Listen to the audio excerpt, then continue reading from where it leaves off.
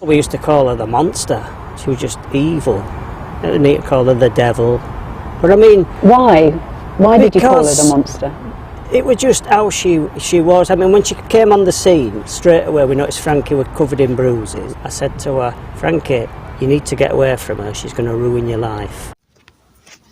Tonight's story will uncover the short and tragic life of Star Hobson. The following events are deeply disturbing and upsetting, and it's one of the worst cases of child abuse in UK's history, or anywhere. I must warn you that the details of the abuse on this toddler are extreme and might sicken you if you stay tuned in. Baby girl Star Hobson was loved and adored by many people.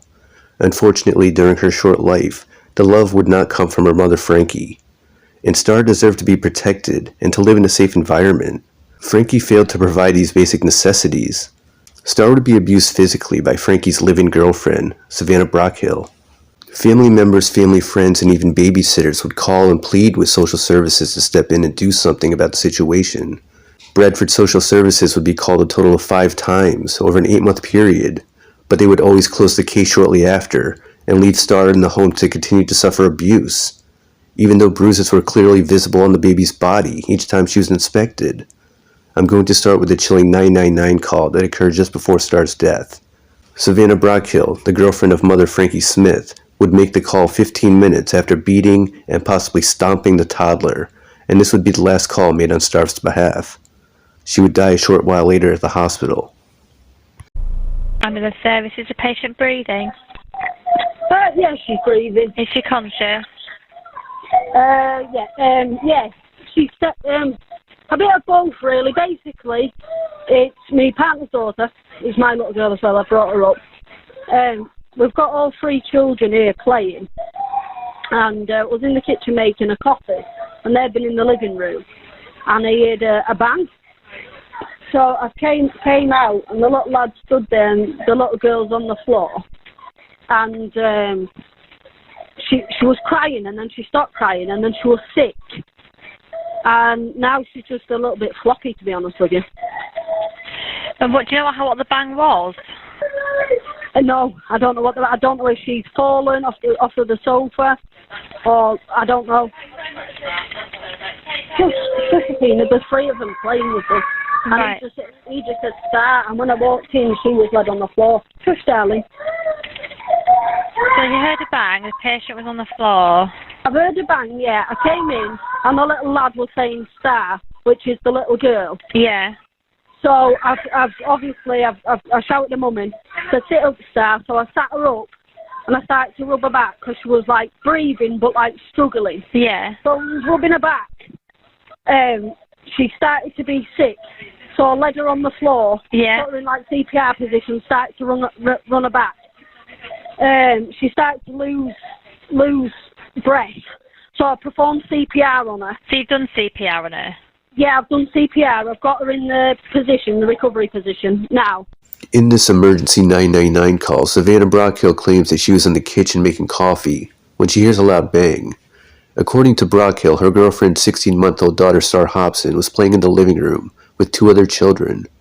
Now she was on the ground, and her situation was looking very grim. She mentions the mundane detail that she was making coffee, as though this would make her story sound more believable.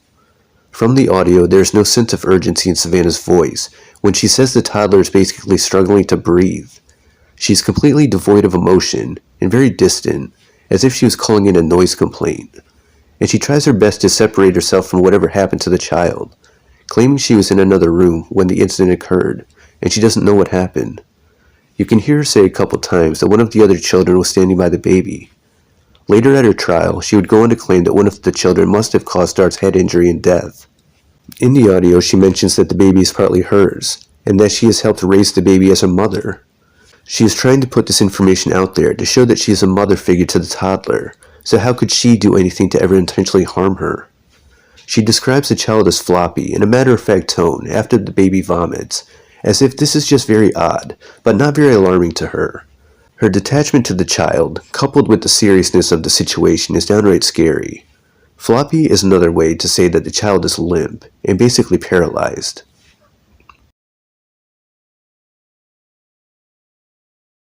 Star Hobson was born on May 21st, 2019, to parents Jordan Hobson and Frankie Smith. Frankie was not quite 18 when Star was born, but really she was just a child herself. They lived in West Yorkshire, England, and the young couple had a great support system of extended family that were fairly close. In the beginning, Star was showered with love from her family, mainly extended family. Great-granddad David Fawcett lived in Baildon, West Yorkshire, and he always looked forward to the time he would spend with his great-granddaughter. He would describe her personality as playful, and she was always smiling.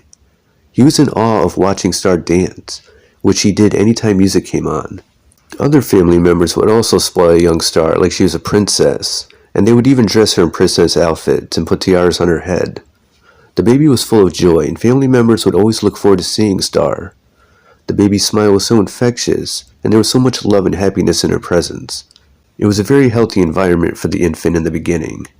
Jordan and Frankie would try to make their relationship work at first, for the sake of their newly formed family, but they would soon split up and go their separate ways, after only 6 months. It's safe to say that Jordan would not be an active participant in his child's life thereafter. Not long after the separation in November 2019, Frankie would strike up a conversation with Savannah Brockhill at a local pub named Sun that Frankie would frequent. Savannah was a bouncer there. She also held a job as a security guard at a nearby recycling center. Frankie and Savannah would start dating. There was an 8-year age gap between the two of them. Frankie was very immature and not very intelligent, which made her an easy target for Savannah to control and manipulate. Frankie had an IQ of around 70, and all of her attention would quickly go towards Savannah, almost obsessively. They would talk for hours on the phone, and Star would soon fall by the wayside and be neglected. Soon, cracks would form on the surface of Frankie and Savannah's seemingly blissful union. The relationship between them could only be described as extremely toxic. There was a lot of domestic disputes that would occur between the two of them. Savannah was a controlling egomaniac. She had a strong hold over Frankie, and the once caring person would end up being neglectful of her precious daughter. Star's babysitter Holly Jones and family members, including David Fawcett, could see a negative change in Frankie after her and Savannah would start dating. Then babysitter 18-year-old Holly Jones would witness the physical violence between the couple, and she recognized that this environment was not suitable for a child.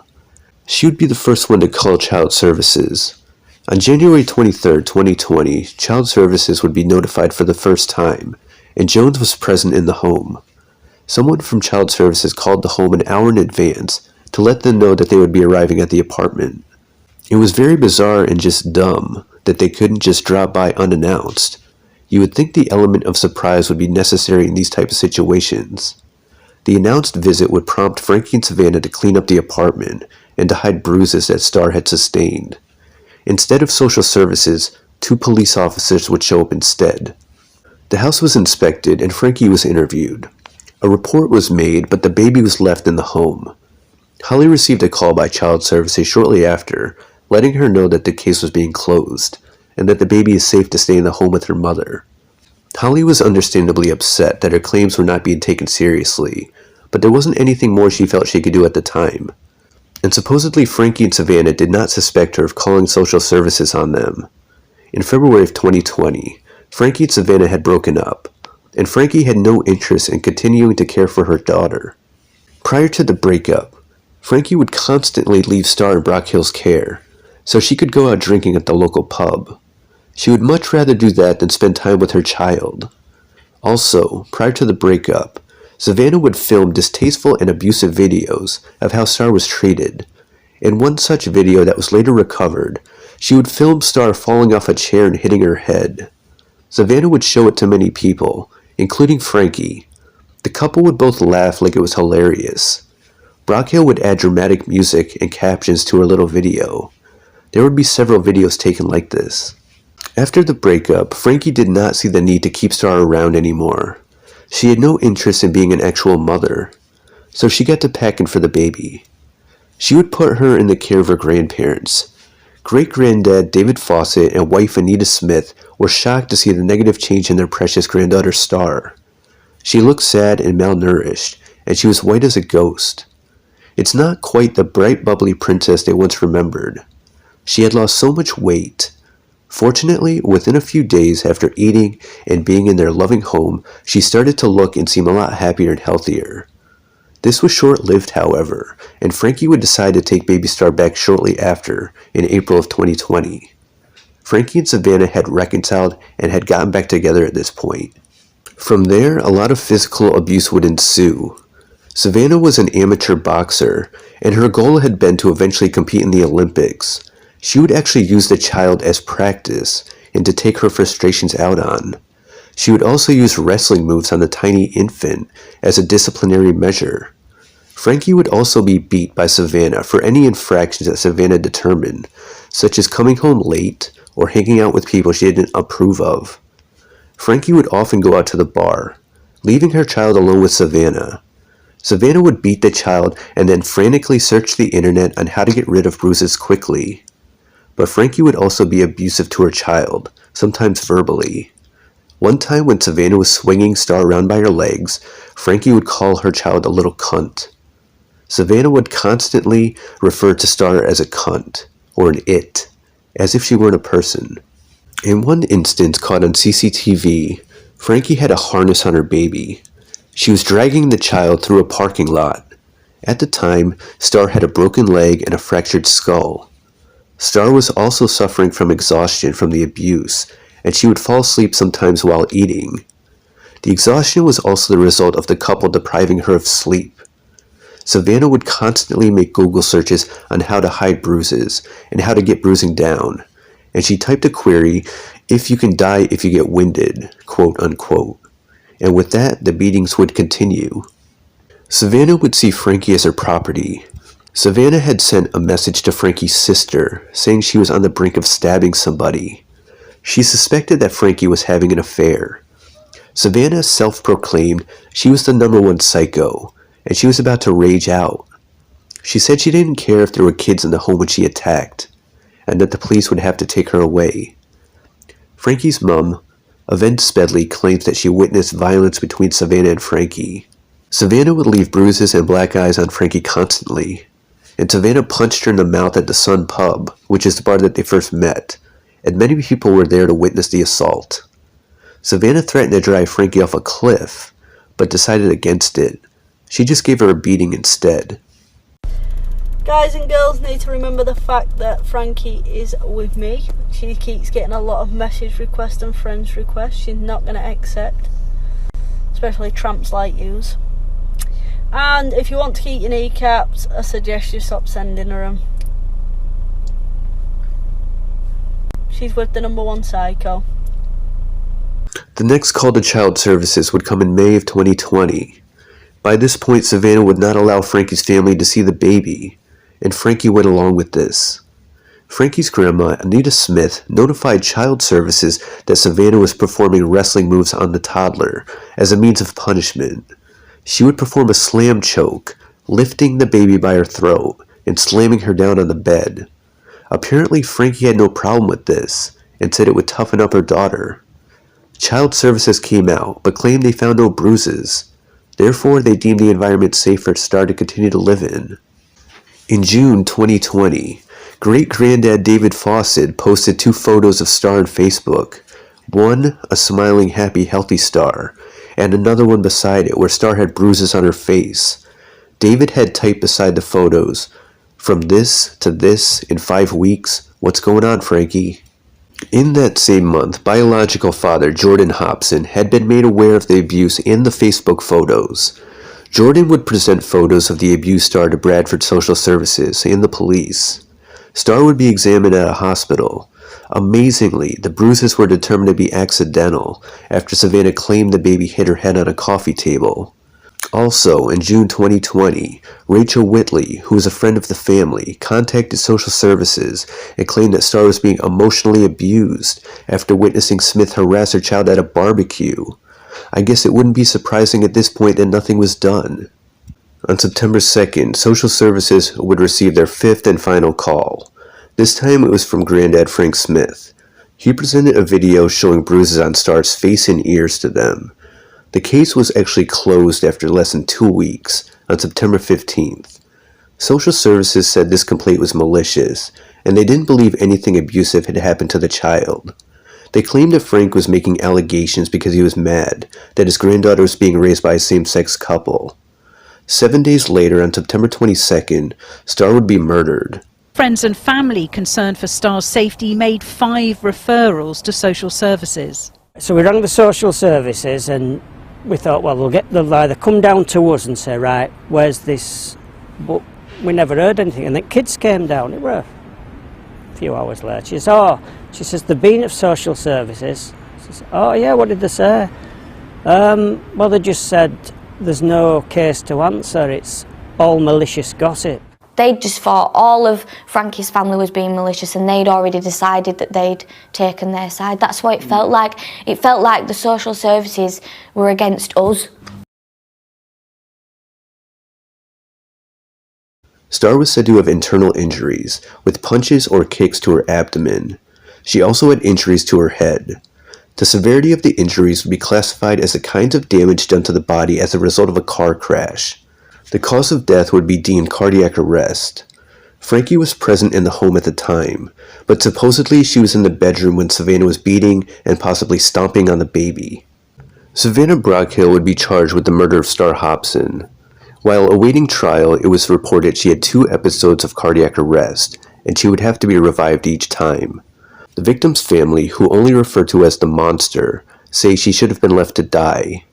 When Brockhill stood at trial for the murder charge, she treated the proceedings like it was a big joke. She would be seen constantly grinning, laughing, and yawning during the proceedings. The way she showed off was completely disrespectful, and it was obvious to everyone that she had no remorse. Brockhill would claim that she never hit the child and that Frankie was actually the violent one. She said Frankie was violent and aggressive when she was drunk and had tried to strangle her on at least one occasion. She claimed she loved Star as if she were her own daughter. Later in the trial, Brockhill would admit that she had hit Frankie and left bruises and black eyes on her face. During the trial, damning evidence would come out through CCTV footage, along with videos the couple had taken on their phones, and text messages between Frankie and herself. In one series of messages between the two, Brockhill says, "She's a very nasty and naughty child. She's a brat who thinks nothing of you." She's saying this about a 1-year-old. What did she expect Star to do? Get a job and take care of these 2 wackadoodles? When asked in court why she called her nasty and naughty, Brockhill said it was because Star would bite her fingers. The CCTV video is presented where Frankie is literally dragging Star while on a harness. Then Star is held up by the reins Frankie is holding. Star is not able to stand up on her own, and her head is tilted to one side. Other videos would be shown showing bruises on Star's face. Also, photos of Star's legs and arms are shown, which have marks all over them, including her wrist and forearm. Several more videos and photos would surface showing clear injuries on Star. In one text, Frankie asked Brockhill why Star has marks all over her, and that it's just ridiculous, but Frankie makes it clear that she is not accusing Brockhill of anything, that she is only asking. More CCTV footage is shown during trial, one in September, just a week and a half before the murder. It is reported that Brockhill had Star in the back of her car at the recycling center she was employed at, and Brockhill would lunge at the toddler, striking her at least 9 times. The car door would open and Star falls out before Brockhill lifts her up violently. Footage captures bruises on Star's face and nose. Frankie is not with them at this point. Frankie texts her asking how Star is doing, and then they proceed to get in an argument. Brockhill tells her "fuck you" and "piss off." When horrifying CCTV footage is shown, Brockhill would be seen crying in the courtroom, and many would suggest that she was faking or that it was self-pity for all the prison time she was about to receive. Google searches on Brockhill's phone would be presented that she made on September 12th, 10 days before the murder. The searches would include what happens when you can't breathe and how long does it take to be traumatized. She also visited a website called Respiratory Failure. 28-year-old Savannah Brockhill would be found guilty of murder and sentenced to 25 years to life.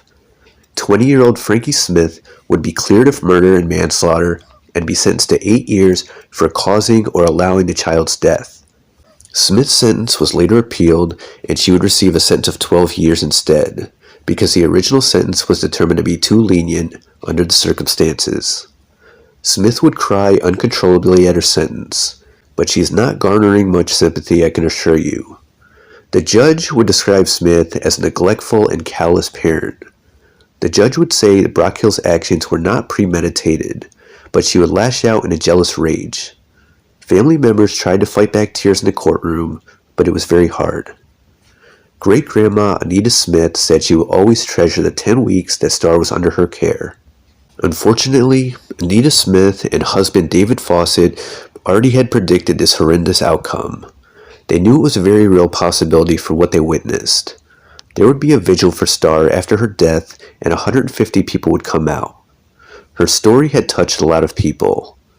Pink and yellow balloons were released into the sky, since those were the colors of clothes that Star would often wear. Granddad Frank Smith was livid, along with the rest of the family. He was the last family member to call Child Services for help, and they didn't take the complaint seriously. He would call up Bradford Social Services after Star died and yell at them. He basically said something to the effect of, "Well, you can close the case on Star now, she's dead." Smith had given Child Services video showing the abuse. Child Services claimed they never received any kind of video. Along with Frankie Smith, Bradford Social Services completely failed Star Hobson. They didn't take any of the complaints seriously. They always believed Brockhill that the injuries were sustained by the toddler falling, or they would close the case after determining that the complainant was reporting out of maliciousness because they were denied access to the child, or complained that they were discriminating against the same-sex couple. It was completely ridiculous. Your whole reason for existence is to look out for the welfare of children, and you failed miserably. Her blood is now on your hands. If they did any kind of background check on Brockhill, they would find that she had a history of domestic violence. An ex-partner of hers had an active restraining order against her in 2015. Changes have been made since this, and hopefully going forward, there are policies and procedures in place to act in the best interests of the child. Granddad David Fawcett will always hold the precious time he had with Star near and dear to his heart. Hopefully the monster will never get out. He says that a tree for Star has been planted in Roberts Park. Frankie's father, Andrew Smith, died of an overdose in June of 2021, and he was 50 years old. He had a hard time coming to terms with the news of his granddaughter's passing. It appeared to be a suicide. Before he took his life, he sent Frankie a note in prison, saying that he would look after the baby. He left behind a handprint that Star had left on his window, that he never washed off. He had battled depression and drug addiction for years, and many times he would beat it, but not this time. This was the last straw. The amount of methadone in his system was consistent with somebody who was trying to take their own life. He died just after what would have been Star's second birthday.